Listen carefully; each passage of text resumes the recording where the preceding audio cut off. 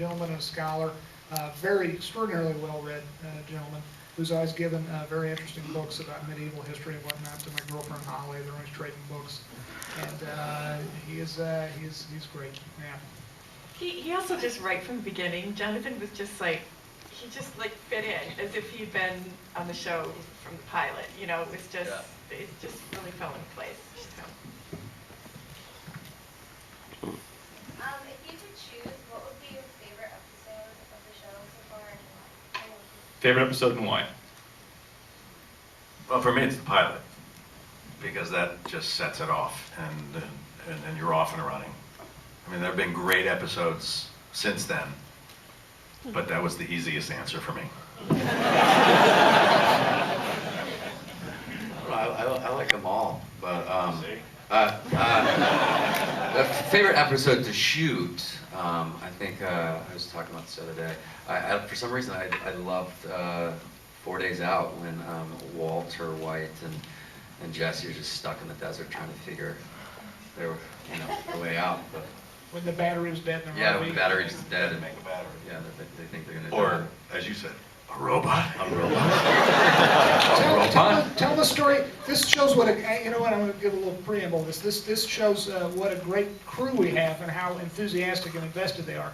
Tell these guys the genesis of that line, because it was not in the script. I wish to God it were, because it was the funniest single line in the episode. So tell them the genesis of that line and why it got shot. You know, it's actually it was Friday night.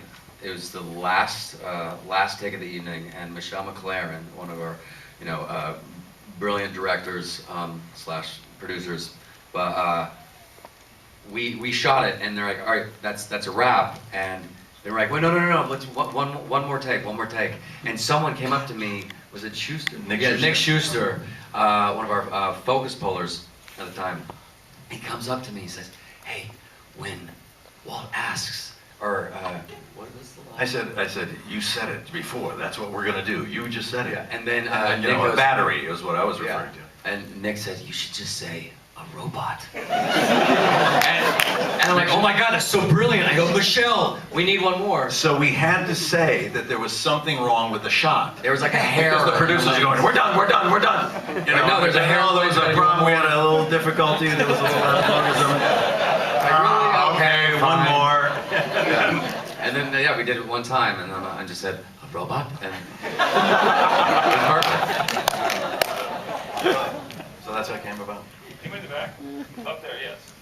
For me, one of the most inspired things about the show is the casting of Bob Odenkirk.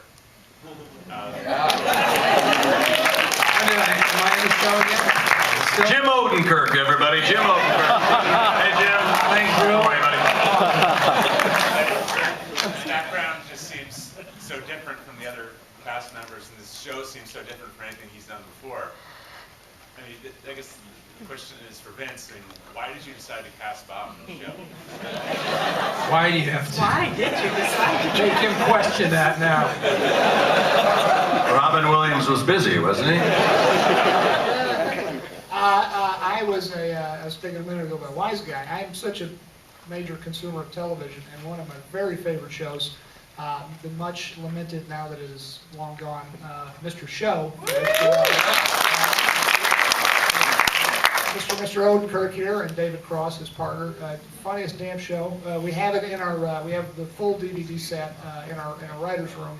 And when we get stuck, we'll put in a specific sketch. We'll say, hey, what the Everest sketch, or my favorite sketch is always the one where you get bleeding from the ear and you're in the donut shop. Right. Like, for my last donut selection. Taking so long to pick a donut. But it was just like, he just seemed like the guy, and so we... I can't believe, listen, people ask me, this actually happened to me once. I don't know if this has happened to any of you guys. I was asked to read for a part. They want you. And it was actually an effort. I was at my brother's wedding in Arizona, and my agent was like, no, you're the guy. They want you. I'm like, really? It was for a hosting gig on some network show, and I was like, this was years ago. What would they have seen me in? I don't know, but they insisted to you. Phone calls, back and forth. I'm like, I'm at my brother's wedding. I mean, it's easy to get out there, but I'm kind of with my family and stuff. And he's like, well, you're the guy. They want you. You could come out here and have a meeting. And it just seemed wrong to me. But I go, shoot, if they want me, that's always interesting. So I'll come out. I came out all in one day. I just flew out and flew back. But I came out. That was kind of interesting. We met at the country club across from Fox Studios. And it was me and these two producers, and across the room, Jack Nicholson and two guys. And so that was worth it, right? I got to sit in a room with Nicholson and his buddies. So we have a meeting for like an hour and a half. I go back. I don't get the job, which is fine. And years later, one of the producers comes up to me and goes, oh man, oh, we fucked up. You weren't the guy. We were sure it was you. And so I had, honestly, Vince, when you asked me to do this, that was in my mind all the way up until I was on the set doing it. Absolutely, I'm not kidding. And it would have been okay if somebody had come up to me and gone, Odenkirk isn't the wrong name. No, it wasn't you. There's a different guy. His name's Oliphant. Get Oliphant in here. Odenkirk, yeah. Oliphant, Timothy Oliphant is the guy. I'm so sorry. I would have just been like, I get it. I thought the same thing.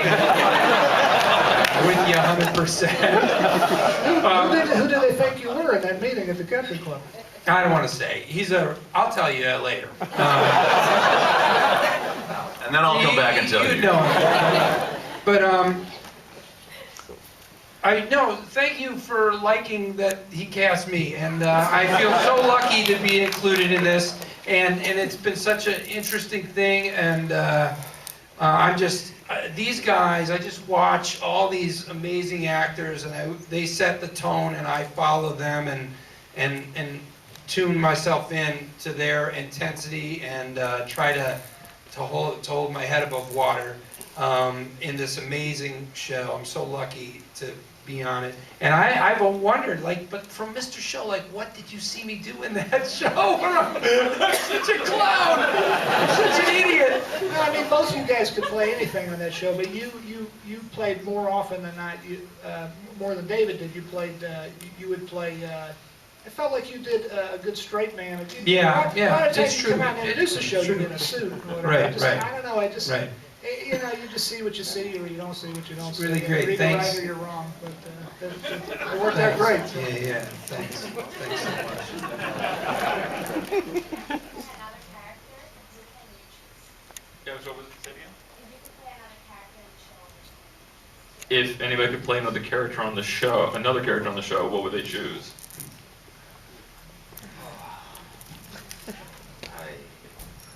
I think. I'd like to play Saul. I've requested that, actually. If you ever get difficult, I throw my hat into the ring, because I would like to play Saul. Yeah. I'd like to shoot some guns. Yeah, I'd like to shoot some guns, too. I don't know if I should try to put that in my contract, but one of these killers. You were asking about favorite episodes. That episode with you in the parking lot. The way the show does violence, and the moments, and the way that it surprises you, or where you run over the two guys with the SUV, that kind of shock. TV just almost nothing gives you that. The thing about this show that's amazing to me, Vince, is the way you orchestrate these violent moments, and they shock you and surprise you, and then they make sense too. Everything about the motivations makes sense. That's where a lot of times there'd be a shortcut taken and the motivation isn't there, but what the hell, we want the moment to happen. Cool shot. But that's what blows me away watching this show. But I want to say one other thing that my friend Jeff Garland said to me the other day, because he's become a huge fan of the show, which he didn't care about it at all, watch it at all for years, and that's my own personal beef. I watch his show, but I think he thought Curb was the only show on TV for a few years. It's interesting. They do make other shows, Jeff, but he's a huge fan of it. He was like, nobody says it. It's a show about being a middle-aged guy. It's about middle age. It's about a midlife crisis. God damn it. Right what you know, that's what it is, man. Is that what's going on inside? So, I just girding wanna- your loins with... Since we're here talking about how great the show is and how great you are, Vince, at writing this, and the other thing I want to say, besides the violent moments that seemingly come out of nowhere, but then make perfect sense and shock you and blow your mind, and happens a couple times a season, is stuff like that ride with the car, where you take the car, RJ, the car that Walter Jr. had, and you go on that crazy ride. You're supposed to return it. I mean, it's just Horrible. I don't know. The psychology of the character played out in front of you, and you can relate to it, but it's also it's more than anything I could ever, obviously the choices he makes are so big and crazy, but they all make sense, and you kind of relate to the guy. You go, yeah, fuck it. One fucking time in my life I'm gonna have a fucking car, and no one's gonna tell me no. It's awesome.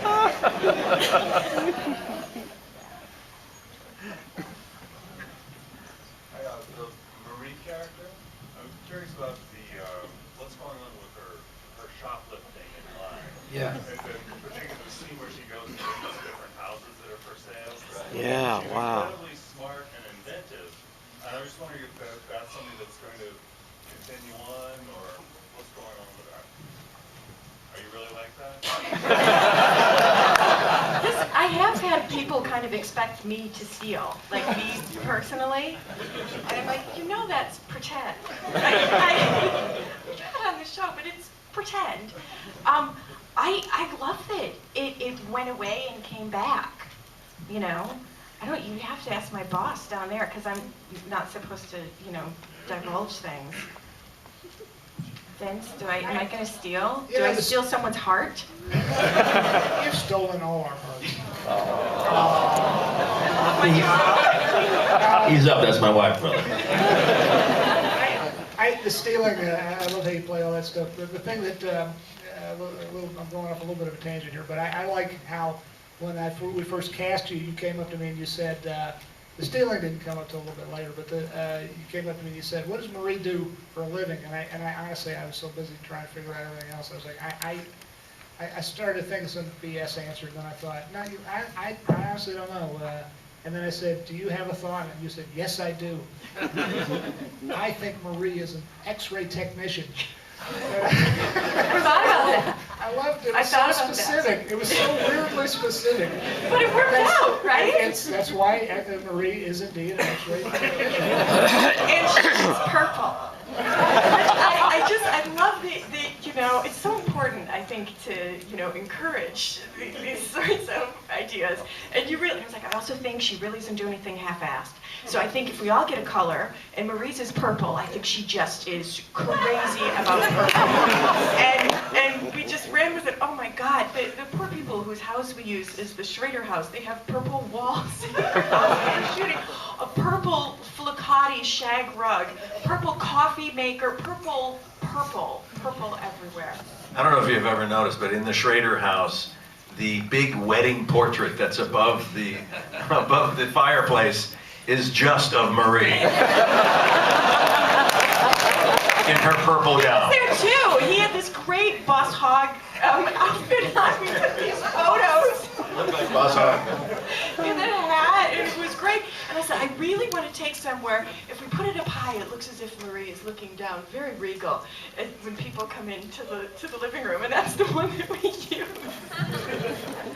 Next question. One of my favorite things about the show is, even though all the violence and drama, it's just that dark humor that just kind of goes throughout the whole show. And stuff like Jesse's voicemail, and things like Blowfish, and like Gatorade Bitch.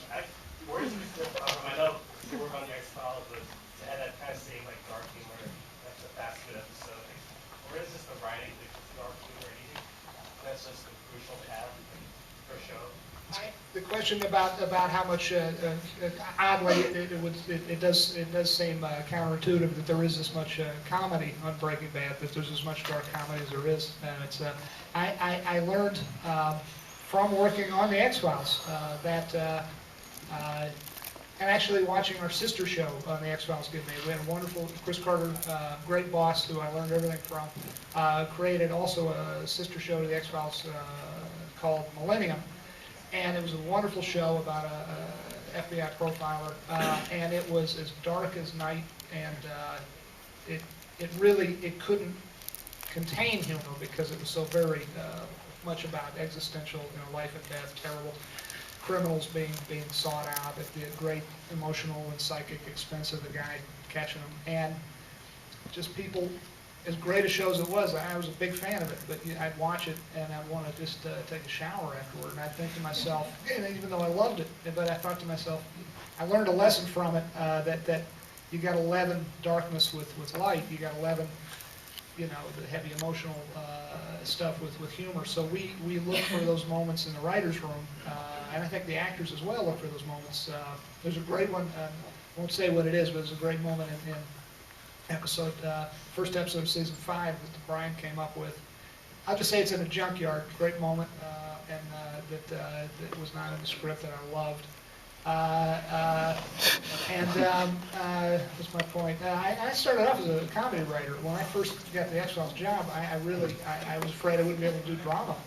I mean, I wrote comedy movie scripts, and I did not think I'd be able to do drama. So, but I just, you gotta leaven, if you're doing a comedy, the flip side of this, I haven't done a full-on comedy in 20 years probably, but, not one that's been produced anyway, but you gotta leaven, seems to me, you gotta leaven comedy with a little bit of drama. You gotta gotta have the yin and the yang, otherwise you got all yang, and that's not. What happens at the end? Yin feels left out. Yeah, exactly. All right, a few more questions. Yeah. Vince, I'm curious, how far in advance do you share with characters what's going to happen to them during the course of the season? It is up to these wonderful actors how far in advance they want to know things. If a character, I'll let Brian take the last half of this question. If a character is going to expire, in the case of Gustavo Fring and Giancarlo Esposito, I try to tell him as many months in advance as I could. You don't want to risk the information getting out inadvertently, but on the other hand, you want to give the actor the respect they deserve to know it's coming. But otherwise, as far as the individual, the day in, day out machinations of each episode, if Brian wants them the minute we arrive at them, he gets them. But the way you like to see it is a little different than that. Well, I learned in the first season that this show was very different from the other shows that I've done, that it didn't help me as an actor preparing for episode 1 to know 2, 3, and 4, because it could misinform what your character knows or doesn't know. And there's so many twists and turns to this show and the character that it became just confusing to me. So I thought, let me just take it one at a time, and I'll find out 5 days or so before we start shooting. I'll read the script and know that way. And that's what happened at the end of last season. Is I think you guys read it before I did, and Aaron's hovering over my back, looking at the page and, dude, you gotta keep reading, keep reading. I'm like, oh my God, oh my God. And what's so brilliant about the writing staff and his leadership is that even those of us who are insiders and know the show and know the characters, I didn't see it coming. When Fring blew up, it was, oh my God! We did it with the ding ding ding. I didn't see that coming. I honestly didn't. And then the aftermath of that, the conversation. I'm reading, and boy, it's it. He's done. I won. At the end of the page, right? He drives off. Good, terrific. Oh, there's one more page. 3 lines. All this sea of white and 3 dark lines of ink. Almost insignificant. I didn't even turn the whole page over to give it its just due. I just kind of, Exterior backyard, white residence, where you see her, and the camera moves in. Oh, Lily of the Valley! Oh, he's going down! Oh! I did do it! Oh my God! Oh! And that's how I find out. That's how I found out, and that's how. So it's almost as it's the same way that you found out. You're like, what? And so I would tease that. Like last year, I said the last shot, a very familiar scene. There are no actors, there are no dialogue, but it's an oh my God moment when you realize what it symbolizes. Last question. At the back. Yes, there are two related questions. One is I was watching the other great show on AMC, Mad Men, and there were these notices saying that the Dish Network is going to take AMC off its roster. I'm wondering if you have any idea what that's about. And then the other question is, with the great shows like Breaking Bad and Mad Men being prime examples, do you think that we're in another golden age of television? And if so, why now? I think we started it.